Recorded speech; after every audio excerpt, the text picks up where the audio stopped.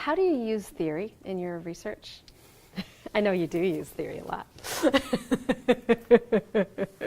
How do you not use theory in research is my question. Agreed. I mean, like, that's what I just don't get. Is I've been waiting to ask. How do you not know theory? How do you not use theory? I mean, it's everywhere. I think, for me, it's really important to acknowledge that I don't think research starts with the question. The question is informed by my ontological and epistemological assumptions about problems, about situations that I think are meritorious for excavating new understandings from, right? So the question to me is already a part of my analysis. How I construct the problem is already part of my analysis, right?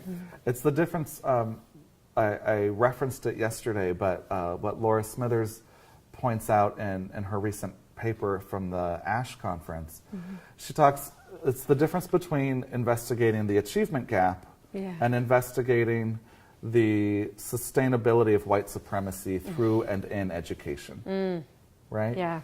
And which could get to what we now know as the achievement gap. And the achievement gap probably could not happen without the sustainability of white supremacy in and through education, right? So, but she's drawing on theory to help her pivot from achievement gap to white supremacy. You know, without her critical sensibilities, she would not have been able to imagine the new question, right? So I think, to me, I use theory throughout. It's, I mean, you know, we're trained to have nicely diagrammed conceptual frameworks. Right. That we can say, data comes in here, and then I have it hang out over here, and then this other part of my theory comes up and says, no, I look like this instead, right? And then I'm like, there's a finding, right? Or my theme, or what have you. You know, and that's very similar to like magic hocus pocus to me. Which can be really fun.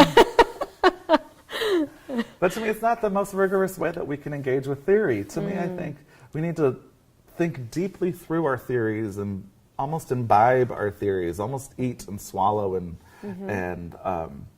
indulge and bathe in our theories. So that they become something that we can easily operate and move through.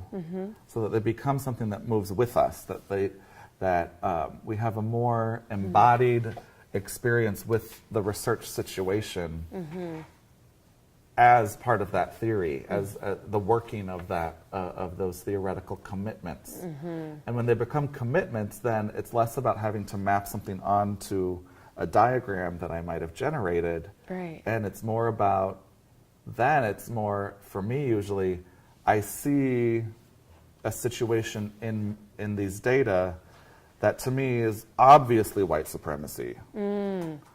So now my task as the researcher who wants to represent that as a finding to a broader audience, I have to go back and then deconstruct my theory out of that notion of this as white, the achievement gap as white supremacy. So it's almost a subtractive process in that sense.